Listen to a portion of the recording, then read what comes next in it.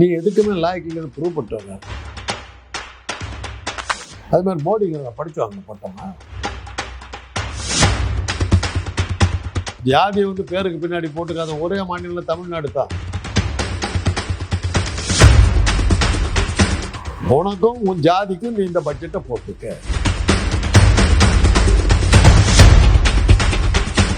அமராவதியில் 5 star hotel கட்டலாம், IT park வைக்கலாம், இப்படி தான் அவர் மைண்ட். மோடி அவரை வேலைக்கு வாங்குறதுக்கு ட்ரை பண்ணார். வேலைக்கு வாங்கி இவரே கௌத்தத்துக்கு ட்ரை பண்ணார்.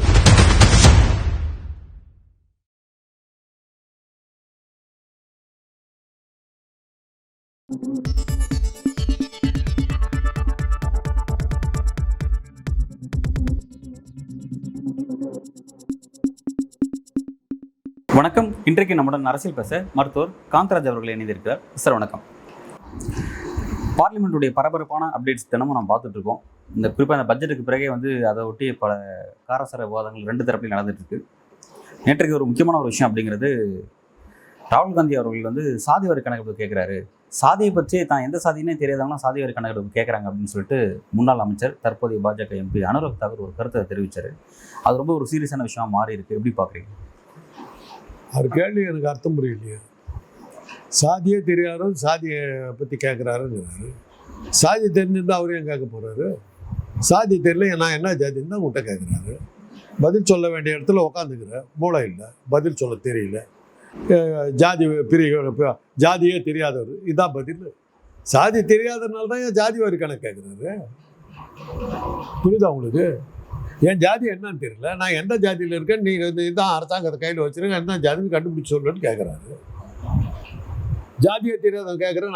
அது அவர் கேட்ட கேள்வி நீ பதில் சொன்ன, நீ என்னதுக்கு மந்திரியை உட்காந்துருக்கு, சம்பளம் எதுவும் கொடுக்குறாங்க உனக்கு, தண்ணி தட்டமா?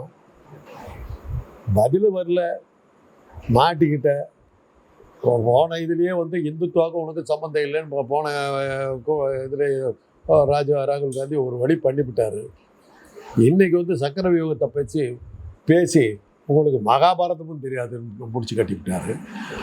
ஆக எந்த இந்துத்துவாவை வச்சு அதன் மூலமாக அந்த மதவெறியை கிளப்பி அதன் மூலமாக ஆட்சிக்கு வந்தவர்கள் உங்களை இவர் இந்த மாதிரியான கேள்வியெல்லாம் கேட்டு உங்கள் அந்த இந்து மதமே உங்களுக்கு தெரியாதுங்கிறது மாத்திரமில்லை, இந்து மதத்தில் இருக்கிற அந்த சாதிவாரி விஷயம் கூட உங்களுக்கு தெரியாதுங்கிறத அவர் ப்ரூவ் பண்ணிட்டு வர்றார். நீ எதுக்குமே லாய்க்கு இல்லைன்னு ப்ரூவ் பண்ணிட்டு வர்றார். ஜாதிவாரி கணக்கு எடுக்கிறதுல உங்களுக்கு என்ன கஷ்டம்? ஏன் எடுக்க மாட்டேங்கிற? சாதி நாங்கள் பிரிவினை உண்டாக்க விரும்பல. அப்போ மத பேச்சு பிரிவினை உண்டாக்குறிய? கிருஷ்ணமலை ஒழிங்கிறிய? மதத்தால ஒழிக்கலாம். மதம் இங்க இருக்கு, ஆனா சாதி இங்க இல்ல. சாதி ரீதியாக பேசி பிரிவினை தான் வருது. அப்புறம் மோடின்னு பேர் வச்சிருக்காரு. அது என்னது அது? பாடிச்சோ அங்கே பட்டமா வேத புத்தியில் கேட்பாங்க. மூச்சுக்கு 30 தடவை பாலுத்தேவங்கிற பேரை படிச்சு வாங்கின பட்டமா அப்படின்னு. அது மாதிரி மோடிங்கிற படிச்சு வாங்கின பட்டமா? வேற என்ன பேர் சொல்லுங்க, அந்த மந்திரி பேரு? அனுராக் தாக்கூர். தாக்கூருங்கிறது என்ன? ஜாதி பேர். மூலையாருங்கிற மாதிரி, கவுண்டர் இருக்கிற மாதிரி. அதை வச்சுக்கிட்டு இந்த ஆள் பேசுறாரு. ஜாதி வரி துண்டு அந்த தாக்கூரை எடு. திருத்தணியை தானே எந்த ஊரில் பார்த்தாலும் நீங்கள் கேரளா கம்யூனிஸ்ட் மாநிலங்கிறாங்க. அங்கேயே ஜாதி வரி வச்சுக்கிட்டு இருக்காங்க. ஜாதியை பேருக்கு பின்னாடி போட்டுக்காத ஒரே மாநிலம் தமிழ்நாடு தான். அது அவ்வளோதான். அதுக்காக ஜாதி இல்லைன்னா சொல்ல முடியாது. ஜாதிக்காக கட்சி நடத்துகிற ஊர் நம்ம ஊர் தான். இங்கே தான். ஓகே. இல்லை, இப்போ இந்த விஷயத்தை எங்கே ஒரு பிரச்சனை ஆகுதுன்னா, இப்போ ராகுல் காந்தி ஒரு முக்கியமான விஷயத்தை பதிவு செய்கிறாரு. நீங்கள் பட்ஜெட் தயாரிச்சுட்டு எல்லாருக்குமானா ஒரு அல்வா தயாரிக்கிறீங்க. அந்த அல்வாவில் அந்த தயாரிக்கணும் அந்த பணியில் ஈடுபடும் போது அதில் பிற்படுத்தப்பட்ட சமூகத்தை சேர்ந்தவங்க, அது குறிப்பாக பழங்குடியினர், பட்டியல் சமூகத்தை சேர்ந்தவங்க யாருமே அதை ரெப்ரசன்டேட்டிவ் அவங்களோட விஷயங்களே இல்லை. நீங்கள் எப்படி எல்லாமே ஒரு உயர்தட்ட மக்களை கொண்டு அல்வா தயாரிக்கிறீங்க அப்படின்ற ஒரு விஷயத்தை கேட்குறாரு. அது அல்வா தயாரிகள் கூட நாங்கள் ஒருத்தர் சாதி கேட்டால் அது பிரச்சனை ஆகிடாதா? நாங்கள் சாதி கேட்க விரும்பல, அது எல்லாருமே ஈடுபடுறாங்க அப்படின்ற மாதிரி ஒரு ஜாதி பிரிவு ஜாதியை நாங்கள் பார்க்கலங்கிறது ரைட். ஆனால் அந்த ஒரே ஜாதி மாத்திரம் எப்படி பார்த்தீங்க? அந்த 3%காரரே கரெக்டாக எப்படி நிற்கிறான்? மாமியோட ஜாதியாகவே எப்படி நிற்கிறான்? அதான் கேள்வி. அவர் அதான் கேட்டார். அந்த ஃபோட்டோவில் பட்ஜெட்டை பூரா சொல்லிட்டாருங்க. இந்த அல்வாவை கிண்டி உன் ஆளுங்களுக்கு கொடுக்கறதுக்காக நீ பட்ஜெட் போட்டிருக்க, மற்றவங்க யாருக்கு நீ கொடுக்கலங்கிற ஒரே லைனில் முடிச்சுட்டார் பட்ஜெட்டை. பதில் சொல்ல வரல, முடியல, தெரியல. அவன் என்ன பண்ண முடியும்? கேள்வி பயங்கரமான கேள்வி. ஒரே ஃபோட்டோ உனக்கும் உன் ஜாதிக்கும் நீ இந்த பட்ஜெட்டை போட்டிருக்க, அதுதான் இந்த ஃபோட்டோ காட்டுது. இதில் கிட்டுன அல்வா வந்து மற்றவங்க கிட்ட பணத்தை எல்லாம் வாங்கி அல்வா கிட்டு நீ சாப்பிட்டேங்கிறாரு. அதுதான் அந்த ஃபோட்டோ. அது அவங்களே எடுத்து கொடுத்த ஃபோட்டோ. தன்னிலை விளக்கம் நிர்மலா சீதாராமனே கொடுத்துருக்காங்க. அதை பார்லிமெண்ட்டில் விளக்கியிருக்காரு. அதை சொல்கிறாங்க. அப்படின்னா ரேண்டமாக நாங்கள் வந்து இந்த அல்வா தயாரிக்கிற வேலையை ஈடுபட்டோம். ரேண்டமாக கூட வேறு ஜாதிக்காரன் வரலையே, ரேண்டமாக கூட வேறு ஜாதி தவறி கூட வரலையே. பெரியார் சொன்னதுதான். மற்றவனுக்கெல்லாம் பைத்தியம் பிடிச்சாக்கா தான் விட்டுக்கிற சாமானை தூக்கி வெளியே எடுக்குவான். பாப்பானுக்கு பைத்தியம் பிடிச்சாங்கன்னா வெளியில் இருக்கிற சாமான்லாம் தூக்கி தான் விட்டுக்கூடாது போட்டுக்குவாங்க. அது மாதிரி தான் நாமெல்லாம் கொடுத்த வரி பணத்தையெல்லாம் எடுத்து போட்டுட்டு நிர்மலா மாமி தான் ஜாதி கொடுத்துருச்சு. அதான் ராகுல் காந்தி சொல்கிறாரு. இல்லை இப்போ இந்த விஷயத்தை டீப்பாக பார்க்க வேண்டியது இருக்குது. இப்போ எப்படி வந்து அந்த அவங்களுடைய பட்ஜெட் வந்து வெறும் அந்த 3% மட்டும் தான் கொடுத்தான்றது நீங்கள் எப்படி சொல்கிறீங்க அப்படின்னா, ஏன் அப்படின்னா மோடி வந்து அவர் அந்த இந்துத்துவ ஐடியாலஜி, அந்த உயர்தட்ட மக்கள் அந்த அரசியலை கடந்து வந்துட்டார். அவர் வந்து இப்போ இன்றைக்கி வந்து அவர் செய்யக்கூடிய அரசியலில் இந்துத்துவத்தினுடைய விளிம்பமாக இருக்கக்கூடிய அதை ரொம்ப ஸ்ட்ராங்காக உயர்த்தி பிடிக்கக்கூடிய சங்கராச்சாரியர்களே மோடி எதிர்க்கக்கூடிய இடத்துக்கு மாறிட்டாங்க. அப்படி இருக்கும்போது எப்படி அவர் இன்னும் அவங்களுக்கு தான் ஆட்சி சங்கராச்சாரியர் என்ன பண்ணிட்டாங்க? சங்கராச்சாரியர் மோடி எதிர்க்கிறாங்க. மோடியோட அரசியல் வந்து எதுக்காக இருக்குது, அவரோட அரசியல் வந்து எதிர்க்கூடிய இடத்துக்கு அவங்க வந்துட்டாங்க. அப்போ அவங்களுக்காக எப்படி வந்து அவர் பட்ஜெட் தயாரிக்கிறார் போட்டிருக்காங்களே, அதான் அவங்க சொல்கிறாங்க. யாருக்கு அது பலன் அளிச்சிருக்குது? நீட் தேர்வு குழந்தைங்க உயர் ஜாதிக்காரர்களுக்கு தான் அது வசதி. இல்லை இப்போ இந்த பட்ஜெட்டில் ஆந்திரா படம் நடந்திருக்கு, பீகார் படம் நடந்திருக்கு. என்ன பலன் அளிச்சிருக்கு? அந்த நிதிஷ்குமார் வரலையே உங்கள் கூட்டத்துக்கு. படம் கொடுத்துருந்தாக்க என்ன பிரயோஜனம்? ஆனால் ஒரு கேள்வி ஒன்று கேட்டாங்க, பீகாருக்குன்னு பட்ஜெட் போட்டு ஏன் பீகாருக்கு அனுப்புகிறோம், பீகாருக்காரன் போகிற பிச்சை எடுத்துகிட்டு இங்கே தானே இருக்கிற தமிழ்நாட்டுக்கு அனுப்புன்றாங்க. அதானே பீகார் நிலமை. ஒரு வகையில் பீகார் கொடுத்ததுல ஒரு நியாயம் இருக்குது. கட்ட பாலம்லாம் இடிஞ்சு விழுந்துருச்சு. மோடி பீரியடில் கட்ட பாலம்லாம் இடிஞ்சு விழுந்துருச்சு. திருப்பி அவங்க கட்டிக்கிட்டே இருப்பாங்க. பாலம் இடிஞ்சு விழுந்துக்கிட்டே இருக்கும். வர்ற காசு பூரா அந்த பாலத்துக்கிட்டே தான் இருக்கணும். அப்படி தான் அந்த ஆட்சி நடந்துட்டு இருக்குது. ஏன் இப்போ நிதிஷ்குமார் மோடி ஆதரிக்கிறான்னு தெரியுதா? இது மாதிரி ஆளுகளை வச்சுக்கிட்டு தான் அந்த மாநிலத்தை ஆண்டுகிட்டு இருக்கு. சரி, அப்புறம் ஏன் ஒரு கூட்டத்துக்கு வரல? நிதி ஆயோக் கூட்டத்துக்கு அவரை தான் கேட்கணும். ஏன்னா இவ்வளோக்கு அப்புறம் போய் மோடிக்கிட்ட ஒன்றுமே பண்ணாமல் இருந்தான்னு சொல்லி இந்த இடைத்தேர்தலில் அட்ரஸ் தெரியாமல் தோக்கடிச்சு விட்டாங்க. தலைமை பதவி போகுது யாருக்கு? அவர் நிதிஷ்குமாருக்கு. இடைத்தேர்தலில் தோற்று போயிட்டார்ல. ஆர்ஜேடி கூட இந்திய கூட்டணி கூட தோத்துச்சாங்க. இடைத்தேர்தலில் ஒரு தொகுதியில் நடந்துச்சு. இந்திய கூட்டணி தோச்சு, ஆர்ஜேடி இருந்தாலும் இவர் ஆளுங்கட்சியாக இருக்கவருங்க. நிதிஷ்குமார் என்ன சொன்னீங்க? இதனால் வந்து மோடி கூட சேர்ந்ததுனால எல்லா லாபமும் அவருக்கு கிடைக்க போகுது அப்படின்னு சொன்னீங்க. அப்படி கிடைக்கிறதா இருந்தால் கூட தேவையில்லைன்னு சொல்லி தோக்கடிச்சு விட்டாங்கல்ல. இப்போ தான் தெரியுது நம்ம பேஸ்மெண்ட்டே அடிபட்டு போச்சு, இவங்களோட சேர்ந்தா காலி ஆகிடும்னு சொல்லி தான் நிதி பட்ஜெட்டில் எவ்வளோ ஒதுக்குனாலும் நான் வந்து ஒன்று மதிக்க மாட்டேன்னு சொல்லிட்டு ஒதுக்கி போயிட்டார். அவர் என்ன கேட்டாரோ இவங்க என்ன கொடுத்தாங்களோ அது வேறு இருக்குது. சந்திரபாபு நாயுடு பற்றி பிரச்சனை இல்லை. அவர் இப்போ ஹைடெக்கு சீஃப் மினிஸ்டர். ஆந்திராங்கிறது ஒரு விவசாய பூமியாகவே அவர் பார்க்க மாட்டார். விவசாயிகளுக்கு எதுவும் செய்ய மாட்டார். ஐடி கம்பெனி இதில் ஜெர்மனில் இது அது மாதிரி இன்டர்நேஷ்னல் வெள்ளக்காரனாக வந்து தன்னை சுற்றி நிற்கணும், இங்கிலீஷில் பேசணும், அந்த ஆசை ஜெயலலிதா மாதிரி அந்த மாதிரி ஆள் அவர். அதனால தான் அவர் தோக்கடிச்சு ஊரை விட்டு ஒதுக்குனாங்க. ஆனால் இப்போ மறுபடியும் வெற்றி பெற வச்சுருக்காங்களே. அது ஜெகன்மோகன் ரெட்டி அந்த ஆள் என்ன பண்ணாருன்னு அதுக்கப்புறம் தான் தெரியுது. அந்த ஆள் அதை விட படு மோசமாக போயிருக்காருன்னு அர்த்தம். ஆந்திராவில் இருக்கிற வளத்தை வந்து நீங்கள் எடுத்திங்கன்னாக்க இந்தியாவே சேலஞ்ச் பண்ணக்கூடிய வளங்கள்ங்க. அத்தனை நதிகள் அங்கே தாங்க ஓடுது. தென்னாட்டில் ஓடுற அத்தனை நதி அங்கே தாங்க ஓடுது. கோதாவரி தான் கங்கைக்கு அடுத்தாப்படி பெரிய நதி வந்து கோதாவரி. அந்த கோதாவரி முழுக்க முழுக்க ஆந்திராவில் தான் ஓடுது. என்ன நடக்குது? கிருஷ்ணா அங்கே தான் ஓடுது. 2 பெரிய நதிகள், வரலாற்றில் இடம்பெற்ற நதிகள், பெரிய பெரிய சாம்ராஜ்யங்கள் இருந்த நதிகள். ஆனால் அப்படி இருந்து எப்படி இந்தியாவுடைய ஃபினான்ஸ் ரிப்போர்ட் எடுத்து பார்த்தா ஆந்திரா பிச்சை எடுத்துட்டு இருக்கு. ஏன் எடுக்குது? இது சந்திரபாபு நாயுடு மாதிரி ஆட்கள் விவசாயத்தை உற்பத்தி ஆட்சி வந்து 2 மாதம் சார் விவசாயத்தை. அதுக்கு முன்னாடி அவர் தாங்க இருந்தார். அதுக்கு முன்னாடி என்டி ராமராவ் இருந்தாருங்க. என்டி ராமராவ் ஒரு அளவுக்கு விவசாயிகளுக்கு பண்ணார். இவர் வந்ததுக்கு பிறகு முழுக்க முழுக்க அது அப்படி விவசாயிகளை தூக்கி ஓரம் கட்டினதுக்கு ஒரு வார பத்திரிக்கை ஹைடெக் சீஃப் மினிஸ்டர் நாங்கள். அதுக்கு பிறகு தான் தோக்கடிச்சாங்க. அந்த வார பத்திரிகையில் கட்டுரையெல்லாம் வந்தப்போ தான் காலையில் எழுந்த உடனே கம்ப்யூட்டர் அப்படி ஓப்பன் பண்ணுவாரோம். நாட்டு நடப்பெல்லாம் கம்ப்யூட்டர்லேயே பார்த்துட்டு வரோம். பார்த்துட்டு அங்கேருந்து கம்ப்யூட்டர்லேயே ஆன்சர் கொடுப்பாரோம். கம்ப்யூட்டர் வைத்து கொண்டே ஆட்சியை நடத்துகிறார். ஒரு வார பத்திரிக்கை நம்ம ஒரு பத்திரிக்கை தான் எழுதுச்சு. அது அடுத்த எலெக்ஷனுக்கு காணும். மக்களை பார்க்கணுங்க. நான் தான் சொல்லியிருக்கேன், ஹைதராபாத்தில் இருந்து விஜயவாடா வரணும் நான் கார்லேயே ட்ராவல் பண்ணேன். ஹைவேஸ் மாத்திரம் தான் இருக்குது. அந்த சைடில் போகிறோம். ஊருக்குள்ள ரோடே கிடையாது, சாலைகளே கிடையாது. அது ஒரு இடத்துல என்ன, நான் செத்து போயிட்டேன்னு நினச்சேன். ஒரு ஏரி, அந்த ஏரி மேலே நாங்கள் போக வேண்டியது, ரோடு இல்லை. அப்படி போனால் தான் அடுத்த ஊருக்கே நம்ம போக முடியும். எல்லோரும் அதை தான் பயன்படுத்துகிறாங்க. அது ரோடு போடல. இந்த பக்கம் அதெல்லாம் பார்த்தாலும் இந்த பக்கம் அதெல்லாம் பார்த்தாலும் இந்த ஒரு பயங்கரமான ரோட்டில் போகிறேன். என்ன இப்படி போகிறேன்னா, இதான் சார் போயிட்டுருக்கோம், இப்படி தான் சார் போயிட்டு. அங்கே நல்லா இல்லை சார், அதை மாத்திரம் போட்டு விட்டார் சார். அவர் கிராமத்தையோ மக்களையோ அவர் பார்க்கறது கிடையாது சார். அப்போ எனக்கு தெரிஞ்சு போச்சு சந்திரபாபு நாயுடு மீடியாக்கள் சப்போர்ட்டில் தான் ஓடிக்கிட்டு இருக்காருன்னு தெரிஞ்சு. மக்கள்கிட்ட அவர் இல்லை. அதனால தான் அவர் 2 தடவை ஒரு காணாமல் அடித்தாங்க. Okay sir. இப்போ ஒரு ஜனநாயக நாட்டில் வந்து எப்படி இருந்தாலும் என்ன சொல்ல வரேன்னா, அவருக்கு அந்த பட்ஜெட்டை பெரிய திருப்தி. அமராவதியில் 5 ஸ்டார் ஹோட்டல் கட்டலாம், ஐடி பார்க் வைக்கலாம், இப்படி தான் அவர் மைண்ட். அவருக்கு அது கிடைச்சிருச்சு. அவர் அதில் சந்தோஷப்பட்டுக்கிறார். அங்கே இருக்கிற அவர் கேட்குறது 1 லட்சம் கோடி எங்கே இருக்குது சார்? ஒரு 5000 கோடிங்கிறது எந்த மூலையில் இருக்குது? ஏதோ அவருக்கு அதையாவது கொடுத்தாங்க. அதை பாருங்க, இங்கே நமக்கு அதான் சொன்னாங்களே, அங்கே பிரியாணி, இங்கே மிக்சர். அது மாதிரி பிரியாணி கிடைக்கல, அட்லீஸ்ட் மிக்சராக கிடைக்கும். தமிழ்நாட்டுக்கு மிக்சர் பாக்கெட்டு கூட கிடையாது, பேப்பரு கூட கிடைக்கலையே. Right sir. இப்போ இதெல்லாம் வச்சு ஆந்திராவில் எவ்வளோ வளங்கள் இருக்குன்னு சொல்கிறீங்க. அப்படி அவ்வளோ வளங்கள் இருந்து அவர் வந்து அதை சரியாக யூட்டிலைஸ் பண்ண தெரியாமல் அவர் வந்து இந்த அளவுக்கு மோசமாக போயிருக்காருன்னு நீங்கள் குறிப்பிடுறீங்க. இப்போ வந்து இவருடைய அரசியல் அப்படிங்கிறது ஆந்திராவில் நாயுடு எடுக்கிற அரசியல்ங்கிறது மோடி கிட்ட இன்னும் 5 வருஷத்தில் அவர் வேணுங்கிறதெல்லாம் எடுத்து கேட்டு பெற முடியுமா? ஏன்னா ஃபர்ஸ்ட் பட்ஜெட்டில் கொடுத்துட்டாங்க, இதே மாதிரி ஒவ்வொரு பட்ஜெட்லையும் கொடுப்பாங்களா? கேட்டு வாங்கி வரேன், கேட்கறதுக்கு தெரியணுமில்ல. பிரச்சனையே சந்திரபாபு நாயுடு கிட்ட அதுதானே. என்ன வேணும்னு எனக்கு கேட்க தெரியலைங்க. கேட்டாலும் அவங்க கொடுப்பாங்க. எப்படி சார் போயிட்டு உள்துறை அமைச்சர் போய் பார்க்குறாரு, நிதியமைச்சர் போய் பார்க்குறாரு, சரி பார்த்துங்க போய் பார்க்குறாரு. அந்த ஒரு அந்த எக்ஸாம்பிள் என்னன்னா, திரும்பிப்பார் படத்தில் சிவாஜி வந்து நெகட்டிவ் ரோல் ஆக்ட் பண்ணார், வில்லனா வருவார். பாப்பா நெகட்டிவ் கெட்டவனாக வர்ற கதாநாயகன் தொழிற்சங்க தலைவராக இருப்பார். தொழிலாளிகள் வந்து சம்பள உயர்வு கேட்டு தேவைப்படுவாங்க.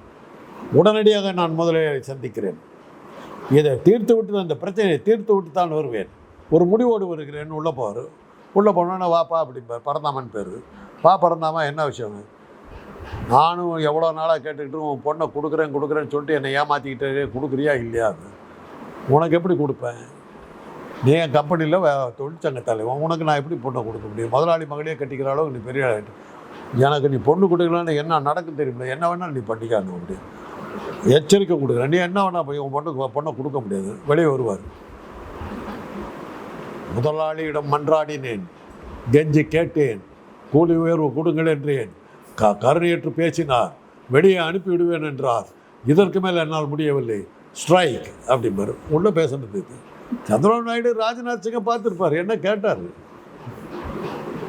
இன்றைக்கி இருக்கிற சூழ்நிலை நீ கேட்கறதெல்லாம் கொடுக்குற இடத்துல தானே இருந்தாங்க. என்ன கேட்ட நீ?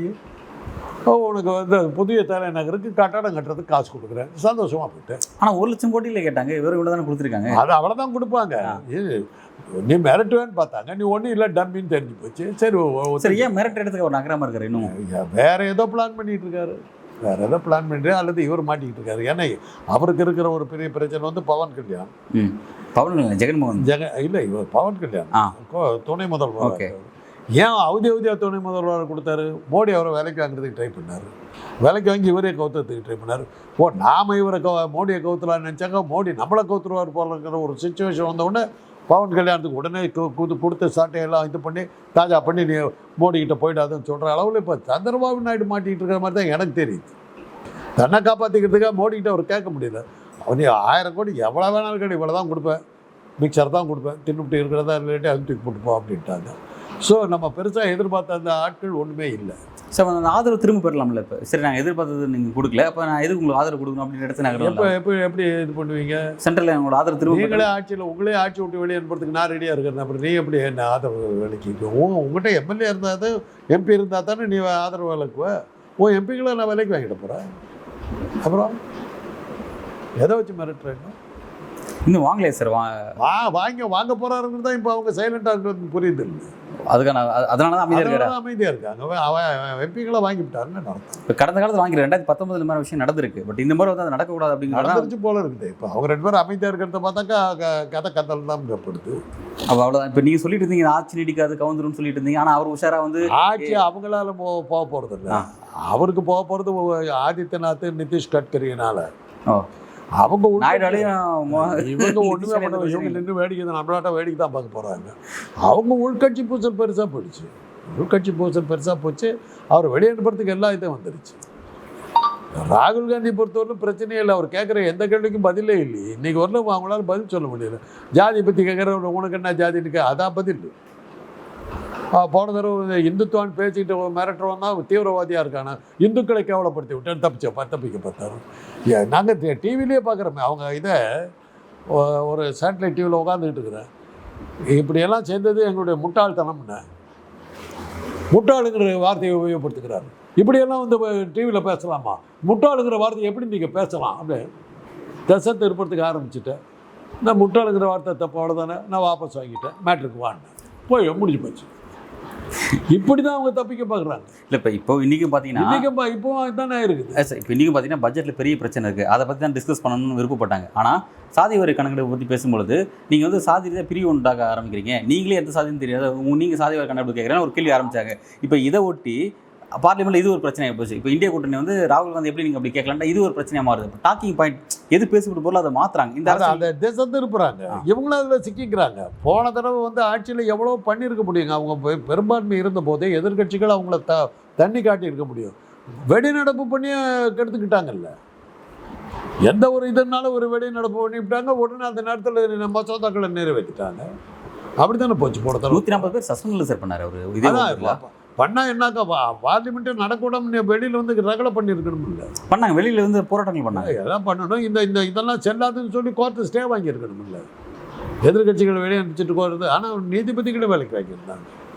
இதான் ஒரு நீதிபதி கேட்டார், சந்தேகப்படலாமா அப்படின்னாரு. வாக்கேந்திரத்தை பற்றி சந்தேகப்படுவது தவறுன்னாரு. அப்படிப்பட்ட ஒரு நீதிபதியை வச்சுக்கிட்டு இருந்தாங்க. அதனால என்ன தெரியும். ஆக நீதிபதிகளை வச்சுக்கிட்டு விளையாடிட்டு இருந்தாங்க. 140 பேரை வெளியே அனுப்பிச்சாக்கா நீங்கள் வந்து இந்த ஜனாதிபதிகிட்ட போய் கம்ப்ளைண்ட் பண்ணியிருக்கணும், எப்படி இதை செயல்படலாம் அப்படின்னு. இப்போ உட்காந்துக்கிட்டு அதுக்கான தீர்மானங்களை கொண்டு வரலாம். இந்த 5 வருஷத்துல எல்லாம் பண்ணலாம்ல. அந்த நேரத்தில் கொண்டு வந்தது வந்து சட்டவிரோதமான தீர்மானங்கள் அப்படி சொல்லிட்டு அதெல்லாம் தனி நபர் மசோதாவை கொண்டு வந்து செய்யலாமே. சரி சார், இப்போ நீங்கள் திசை திரும்பும் அரசியல் செய்கிறாங்கன்னு சொல்லி நீங்கள் குறிப்பிடுறீங்க. இப்போ இந்த விஷயத்தை, அதாவது அனுராக் கேட்ட அந்த விஷயம், அதாவது நீங்களே எந்த சாதின்னு தெரியல, நீங்கள் சாதி வரி கணக்கு கேட்குறீங்களா அப்படின்ற வார்த்தை ரொம்ப சென்சிட்டிவான விஷயம் தான். இதை மோடி வந்து ட்வீட் பண்ணுறாரு, ரீட்வீட் பண்ணி அதை பெருசாக அவர் கையில் எடுக்கிறாரு. அதுக்கப்புறம் பாஜக அதை ரொம்ப இன்னும் பெருசாக பயன்படுத்துகிறாங்க. எப்படி மோடியோட அரசு வேறு எப்படி தப்பிக்கிறது? கேள்விக்கு பதில் சொல்ல முடியல. ஏங்க ஒரே ஒரு ஃபோட்டோவில் பட்ஜெட்டை பூராத்தையும் காலி பண்ணி விட்டாருங்களா. நம்மளால் மூஞ்சை எங்கே வச்சுக்கிறதுன்னு தெரியாமல் மாமி எந்த பக்கம் வந்து தடுமாறிட்டு உட்காந்துட்டு இருந்தது. 2 கேள்விங்க. தயாநிதி மாறன் கேட்டார், we are elected, you are செலக்டட்னாரு. மாமி காலி. உனக்கு என்ன யோகியதை இருக்குதுன்னாரு. முடிஞ்சு போச்சு, அதோட கதை முடிஞ்சு போச்சு. அடுத்தபடி ஒரு ஃபோட்டோ வச்சார், மக்கள் கொடுக்குற அத்தனை வரி பணத்தையும் அல்வாவா கிண்டி மூஞ்சாதி கொடுத்துட்டேன் அப்படின்ட்டாரு. முடிஞ்சு போச்சு, பட்ஜெட் ஓவர். இதுக்கு மேலே பட்ஜெட் விவாதம் என்ன இருக்குது? அதுக்கு என்ன பதில்னாக்கா, ஜாதியே தெரியாதவன், தெரியாத என்ன பிரயோஜனம்? கேள்விக்கு பதில் வரலையே. மோடி என்னன்னாக்கா, எனக்கு தான் பதில் தெரியல, எங்கள் ஆள் சொன்னார், நான் சொன்னதாக எடுத்துங்க. இப்போ பதில் தெரியாது, இப்போ பேச தெரியாது. அதை தான் நான் திருப்பி ராகுல் காந்தி பற்றி எனக்கு வர்ற வருத்தமே தான். அவர் ஏதோ வயசு போன காலத்தில் ஒரு ஜாலியாக தாடி கிடியெல்லாம் வச்சு கழுத்தில் இருக்கிற சுருக்கத்தை எல்லாம் மறைச்சி தான் கிழமைங்கிறத காட்டாமல் இருக்கிறதுக்கு, இளமை காட்டுறதுக்காக தாடி வச்சு ஒரு 5 லட்சம் ரூபாய் செலவு பண்ணுறாராமே மேக்கப்புக்கு. அழகான பெண்கள்லாம் வந்து அவருக்கு இதெல்லாம் மேக்கப் பண்ணுறதெல்லாம் போட்டோ மோடிக்கு வீடியோலாம் இருக்குது. அந்த மாதிரி ஒரு மேக்கப்பெல்லாம் போட்டு தன்னுடைய கிளை வயசையெல்லாம் மறைச்சி தான் கிழமைங்கிறத தெரியாமல் பண்ணி இளமைக்கெல்லாம் முயற்சி பண்ணுற ஒரு ஆள் அந்த வயசில் இப்படியெல்லாம் இளமையாக காட்டிக்கிட்டு பார்லிமெண்ட்டுக்கு வந்தாக்கா அவரை போட்டு கண்ணா அப்படின்னு கேட்டால் அவர் வரவில்லை. அவர் எப்படி வருவார்? அதனால் போன தடவை போட்டு கிளிகளையும் கிழிச்சு விட்டுங்க, பேண்ட்டு சட்டையெல்லாம் கிழிச்சு போச்சு. பின்னாடி திருப்பி பார்க்குற பேண்ட்டு கிழிச்சு கிடக்குது. அதுக்கப்புறம் எப்படி வருவார்? உடனே ரஷ்யாவுக்கு போயிட்டார். புட்டின் என்ன போட்டு இந்த மாதிரி பண்ணிவிட்டாங்க. தைரியமாக இருப்பார், 2 ஊர் சுற்றி பார்த்துட்டு போ அப்படின்னு. அதை ஆஸ்திரேலியாவில் வந்து பாட்டெல்லாம் நல்லாயிருக்கும் போயிருந்தாங்க. அங்கே போயிருக்காரு. அங்கே போனாங்க அந்த படுப்பாவே நேரு வாழ்க்கை அனுப்பிட்டாரு. என்ன பண்ணி தொலைகிறதுங்க? அவர் என்ன தான் பண்ணுவார்? நினச்சா கஷ்டமாக இருக்குது. அவர் தான் ஒரு உல்லாசத்துக்காக போகிறாரு. அவரை பிடிச்சி ஏன் இப்படி போட்டு உயிர் எடுக்கிறீங்க? இந்தியாவுக்கான வளங்கள் கொண்டு வருது, முதலீடுகள் கொண்டு வருது. என்ன வளர்ச்சிங்க கொண்டு வந்தாரு? ரஷ்யாவுக்கு போனார், என்ன வளர்ச்சி கொண்டு வந்தாரு? பல்வேறு கேள்விக்கு ரொம்ப ஆழமாக உங்கள் கருத்தில் வழங்குறீங்க. திருநன்றி.